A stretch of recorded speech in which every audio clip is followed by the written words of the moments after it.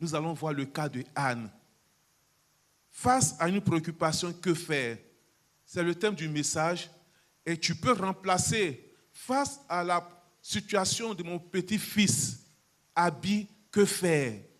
Face à la situation de blocage, Seka, que faire? Face à la situation de construction d'une maison, Adèle, Nekam, que faire? Nous allons aller dans la Bible, prendre le cas de Anne, dans 1 Samuel, chapitre 1. De passage, je voudrais vous dire que toute l'église de l'Essonne vous salue et nous vous aimons par la grâce de Dieu. 1 Samuel, chapitre 1, à partir du verset 1. Dirigeant, tu peux faire la lecture, s'il te plaît.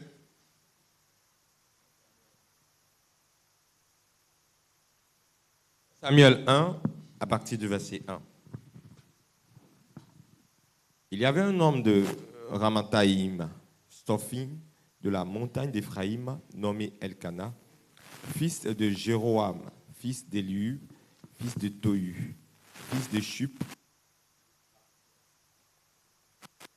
femme, dont l'une s'appelait Anne, et l'autre avait des enfants, mais Anne n'en avait point. Chaque année, cet homme montait de sa ville à Silo pour se prosterner devant l'Éternel des armées et pour lui offrir des sacrifices. Là se trouvaient les deux fils d'Élie, Ophni et Phiné, sacrificateurs de l'Éternel. Le jour où il offrait son sacrifice, il donnait des portions à Pénina, sa femme, et à tous les fils et à toutes les filles qu'il avait d'elle. Mais il donna à Anne une portion double, car il aimait Anne, que l'Éternel avait rendue stérile. Il prodiguait les mortifications pour la porter à sérité de ce que l'Éternel l'avait rendue stérile. Et toutes les années, il en était ainsi. Chaque fois qu'Anne montait à la maison de l'Éternel, Pénina la mortifiait de la même manière. Alors elle pleurait et ne mangeait point. Elkana, son mari, lui disait, « Anne, pourquoi pleures-tu et ne manges-tu pas? Pourquoi ton cœur est-il attristé? Est-ce que je ne vaux pas pour toi mieux que 10 fils? Anne se leva après que l'on eut mangé. Le sacrificateur était assis sur son siège de l'un des poteaux du temple de l'Éternel. Et l'amertume dans l'âme, elle pria l'Éternel et versa des pleurs. Elle fit un vœu en disant, « Éternel des armées, si tu daignes regarder l'affliction de ta servante, si tu te souviens de moi et n'oublie point ta servante, et si tu donnes à ta servante un enfant mâle, je le consacrerai à l'Éternel pour tous les jours de sa vie. Et le rasoir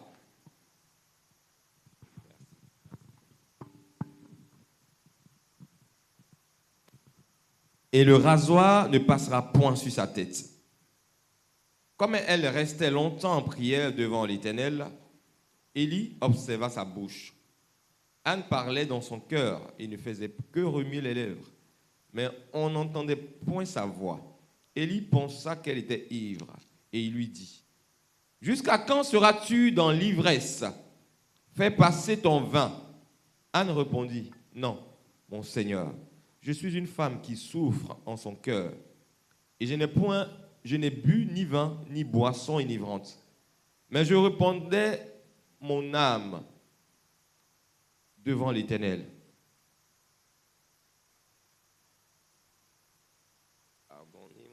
Verset 16.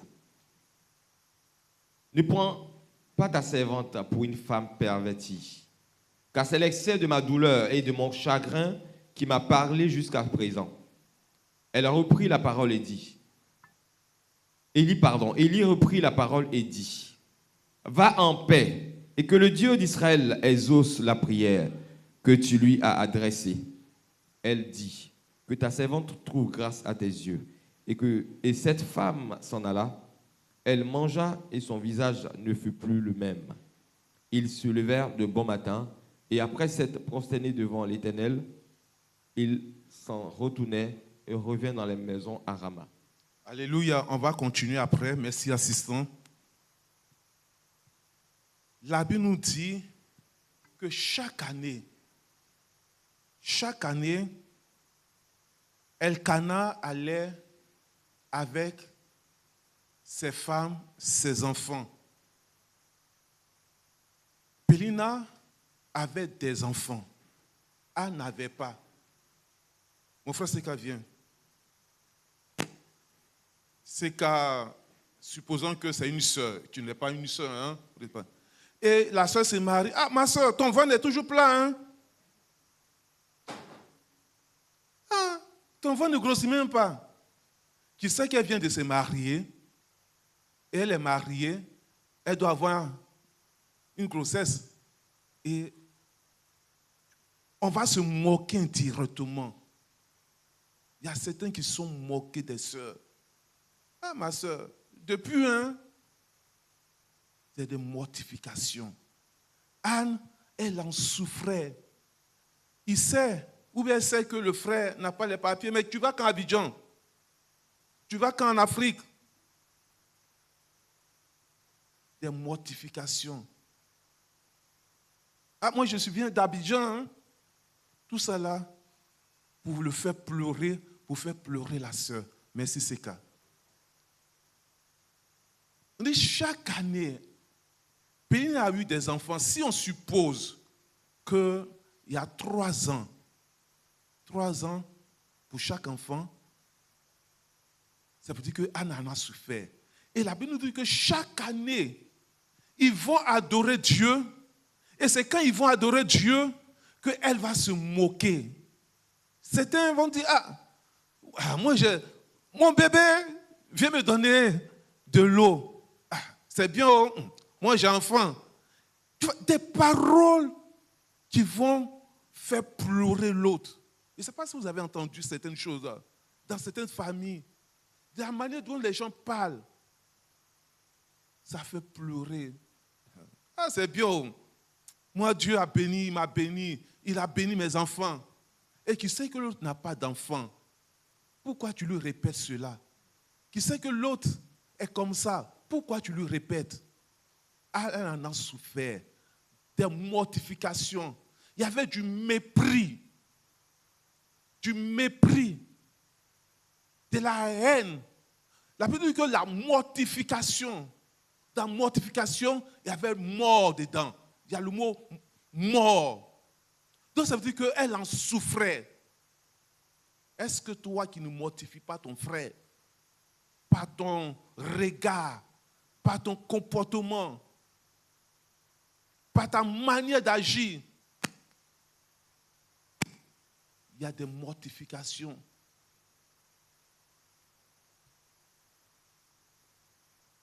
Par ta manière de faire. La Bible nous dit, avant qu'on ne continue dans 1 Samuel, on va lire Proverbe 14, verset 21. Proverbe 23, verset 22. Et après, on reviendra, j'ouvre une parenthèse, on va revenir dans le livre de 1 Samuel. Quelqu'un peut nous faire la lecture? Proverbe 14, verset 21. Proverbe 14, le verset 21. Celui qui méprise son prochain comme un péché. Comme un péché. Celui qui méprise son prochain comme un péché. Comme un. Ah, pardon, je n'avais pas bien vu. Commet un péché, pardonnez-moi. Celui qui méprise son prochain commet un péché. Mais heureux celui qui a pitié des misérables. La Bible nous dit que celui qui méprise déjà son prochain commet un péché. Le frère, la sœur est dans une situation critique.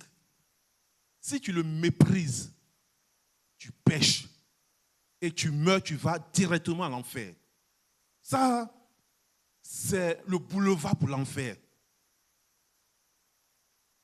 Par ta manière de regarder, par ta manière de parler.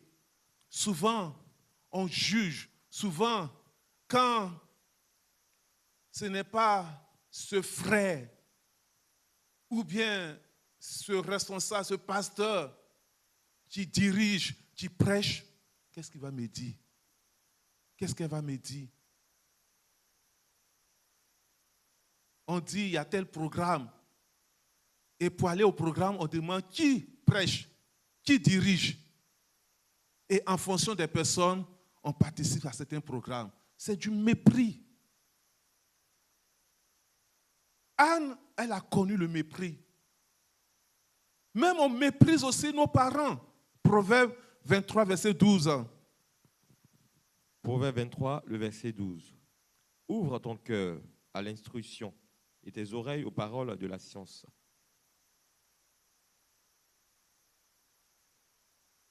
C'est pas ça où on dit ne méprise pas.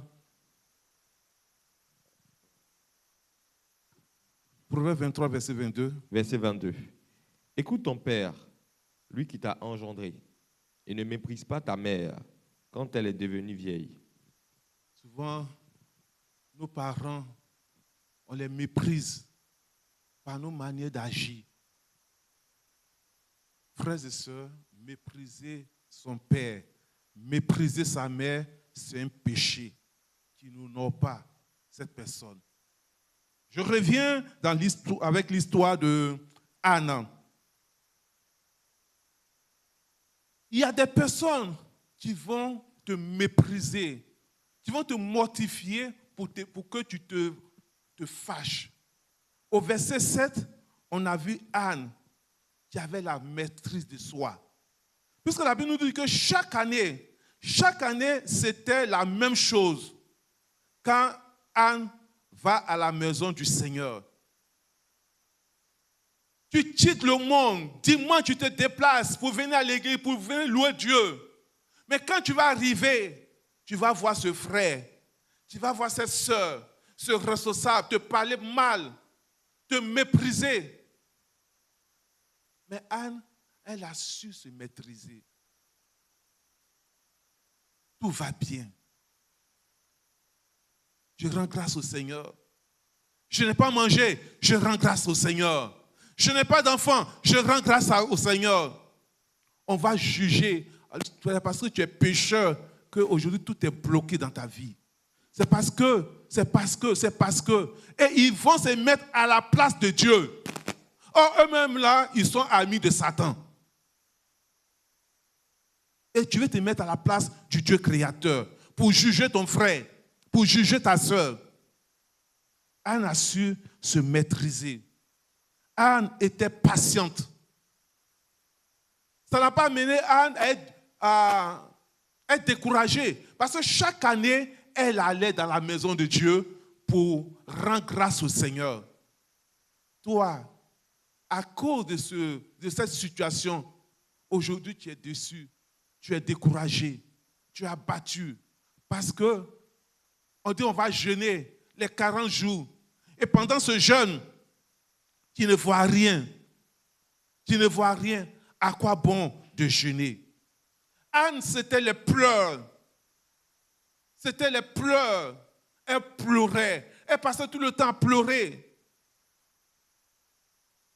Et son mari va dire, mais Anne, est-ce que je ne vaux pas plus que 10 fils?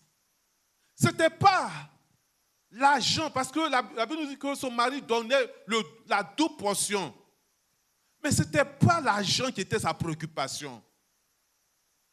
Frères et sœurs, il y a certains qui sont là, ils ont des préoccupations, ils ont des problèmes. Ce n'est pas ce que tu vas dire qui va les intéresser. Si sincèrement, tu as une préoccupation, est-ce qu'il faut te fâcher? Parce que si tu te mets en colère, tu vas pécher et tu seras détourné. Tu ne vas plus te consacrer à cette situation. Tu ne vas plus te consacrer à prier pour ton petit-fils. Tu ne vas plus te consacrer pour que les déblocages s'opèrent.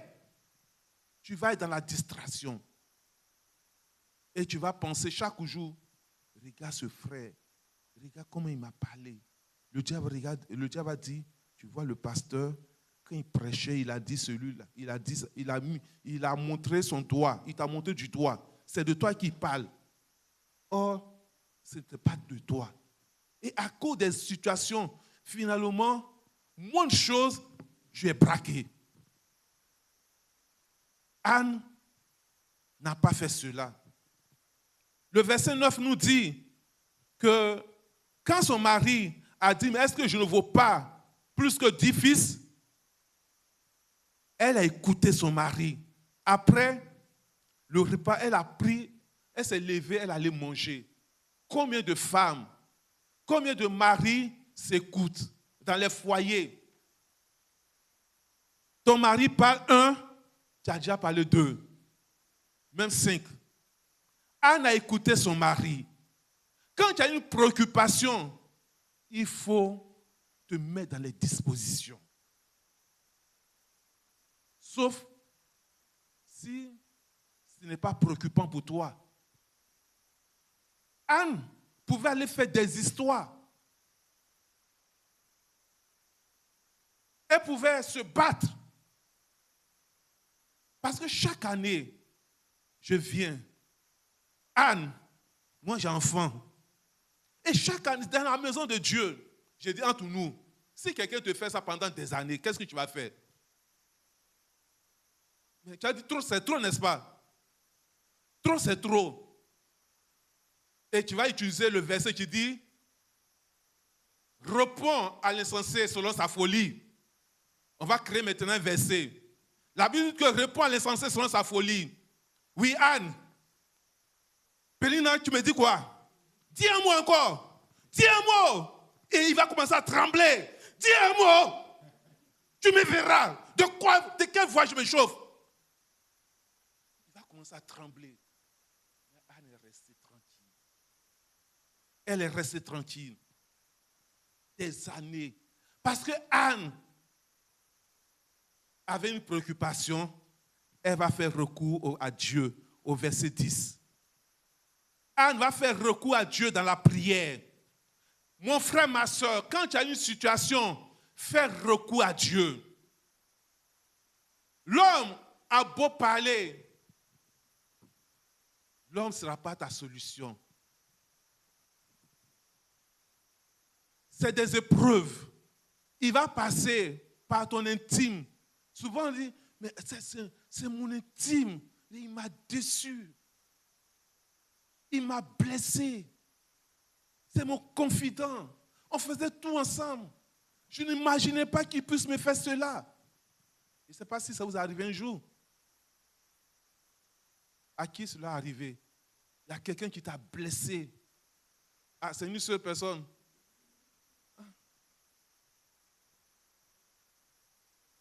Cette personne en qui tu avais confiance va te blesser, te décevoir. Mais Anne, elle a fait recours à Dieu. Nous sommes dans cette période de jeûne. Faisons recours à Dieu. Je vous dis, la fidélité de Dieu est la meilleure raison d'espérer. Anne, elle espérait en son Dieu. C'est pourquoi chaque année, elle allait dans la maison de Dieu. Chaque année, elle sait que Dieu a promis et il va le faire. Mes amis, mes frères et sœurs, quand Dieu promet, il le fait. C'est pourquoi la Bible dit que si ça tarde, attends, ça va s'accomplir certainement. Ce que Dieu t'a dit, ça va s'accomplir. Si ce n'est pas toi, ton enfant, ton arrière-petit-enfant va en bénéficier. Parce que Dieu ne ment pas. Il est le même hier, aujourd'hui et éternellement. Je crois à la fidélité de Dieu.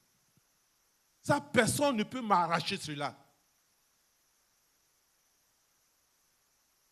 Même si c'est dur, crois que ton Dieu que tu adores, il le fera. Il le fera aussi pour toi.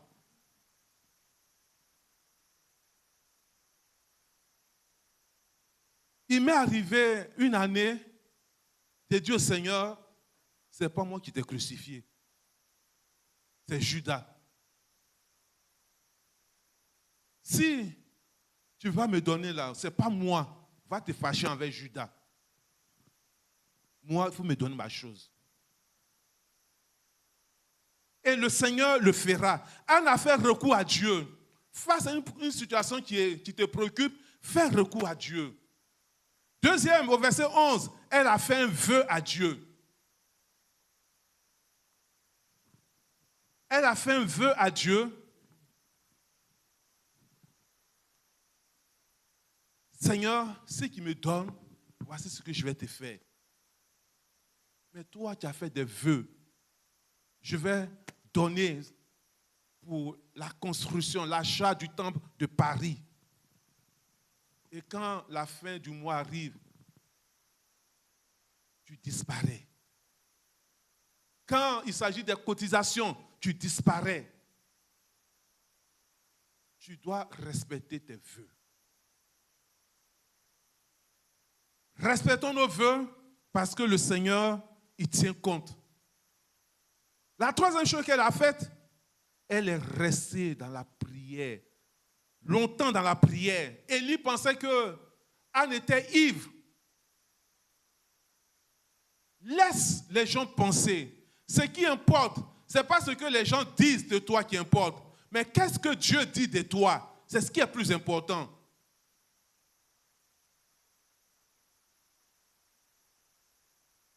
Dans tous les programmes, Anne était là. Elle persévérait dans la prière. Elle n'a pas lâché. Et même, voyez, Anne était respectueuse. Au verset, quand on lit le verset 12, Anne est restée longtemps dans la prière.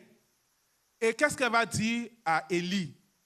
Élie va dire, mais tu es ivre, tu as bu. Elle va dire, non, mon Seigneur, mon Seigneur. Elle va parler avec un respect. Non, mon Seigneur, c'est ma souffrance que je suis en train d'exposer. Supposons que le pasteur te dise, mais tu as bu. Oh, tu prends ton micro, ton téléphone, et regardez, ma soeur, moi je viens à l'église et le pasteur m'insulte, la soeur m'insulte. Anne a eu un comportement respectueux. Quand tu as une préoccupation, tout ça, ce sont des ennemis qui vont venir pour te distraire, pour ne pas que ton projet se réalise. Mais toi, reste dans le plan de Dieu. Anne a été respectueuse. Mon Seigneur, mon Maître, je t'invite ce matin, mon frère et ma soeur, quelle que soit la situation, reste respectueux. Respecte Dieu. Honore Dieu. Honore tout le monde. Et Anne va saisir la parole au verset 18. Quand l'homme de Dieu a dit, va, et que Dieu t'exauce. Elle a saisi cette parole du verset 17. Assistant, tu peux relire le verset 17.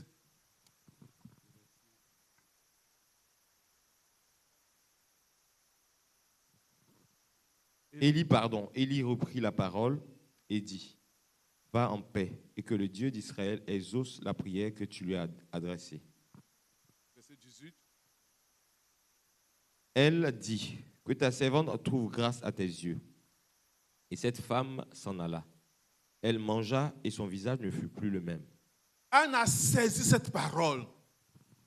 Les hommes de Dieu, pendant ce moment de jeûne, ont prophétisé.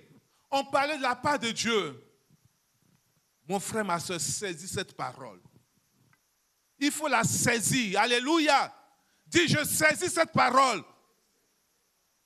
Non, je ne t'attends pas. Je saisis cette parole. Anne a saisi la parole. Quand Élie a dit va, elle a saisi la parole. Saisis la parole parce que ton Dieu dit, ça va s'accomplir certainement.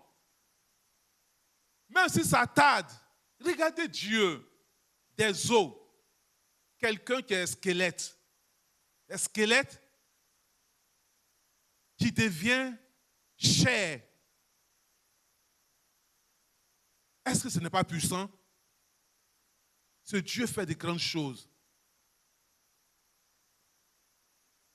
Même quand on dit c'est incurable, notre sœur Evodie Lago, vous avez entendu son histoire, son témoignage.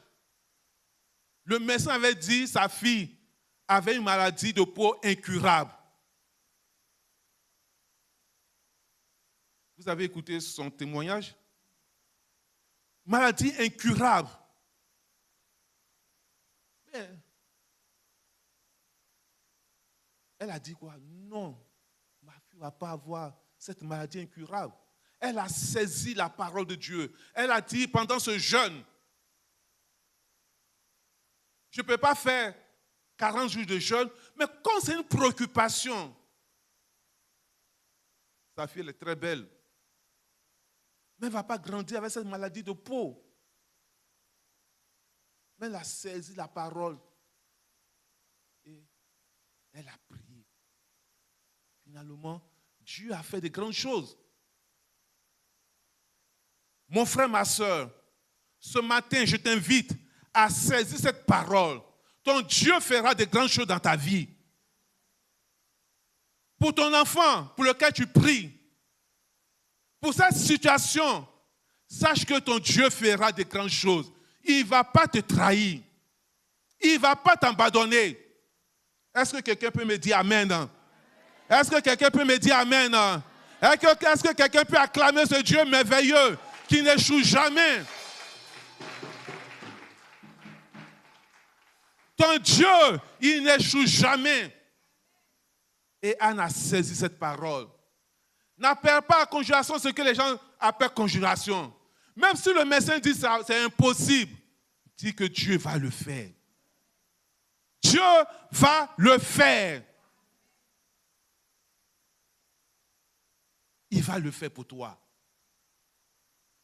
Ézéchias, quand l'homme de Dieu est venu dire, Ézéchias, tu vas mourir. Ézéchias est allé, il a parlé à Dieu. Souviens-toi de moi. Seigneur, souviens-toi de moi.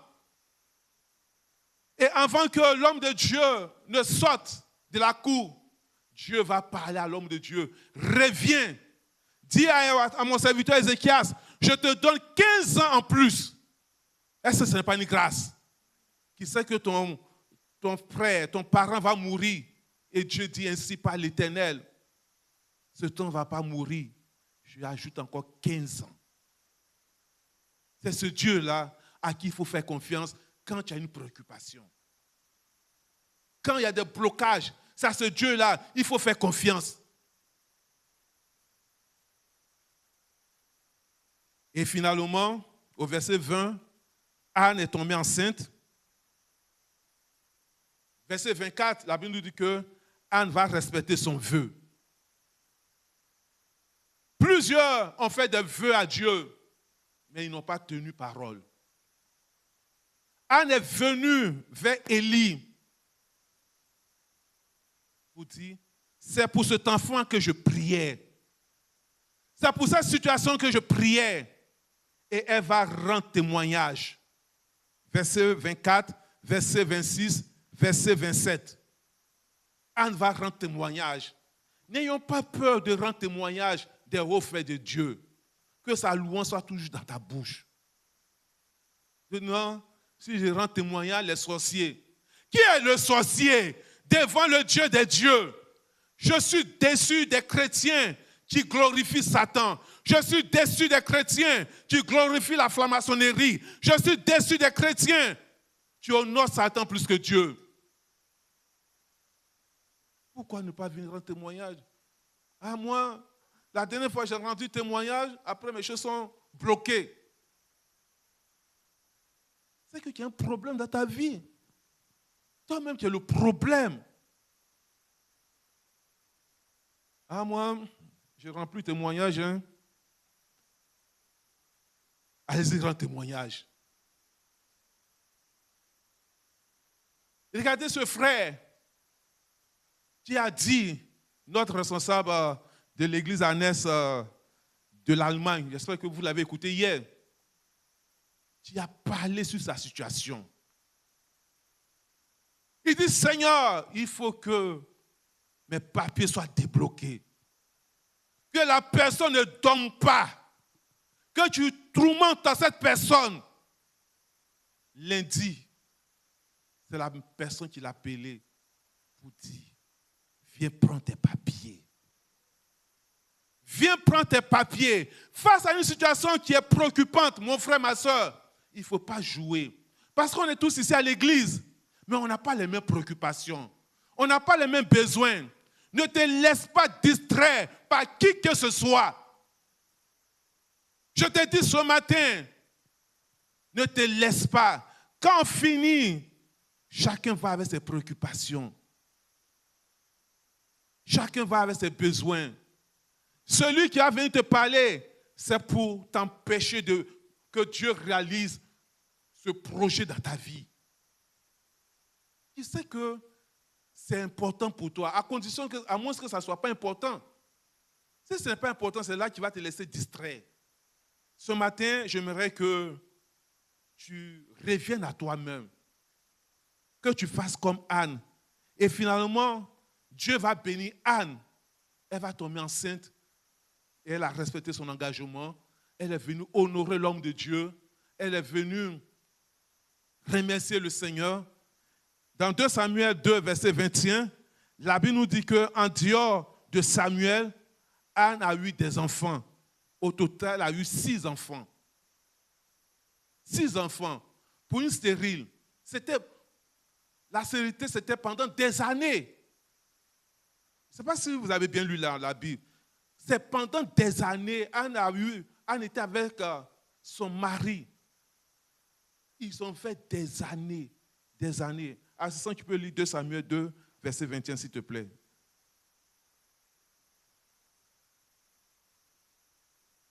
De Samuel, le chapitre 2.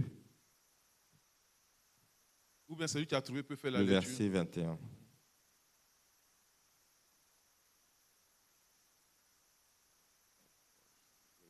Bon, c'est bon. 2 Samuel 2, le verset 21. Abner lui dit, 2 Samuel 2, 21, c'est bien ça, hein?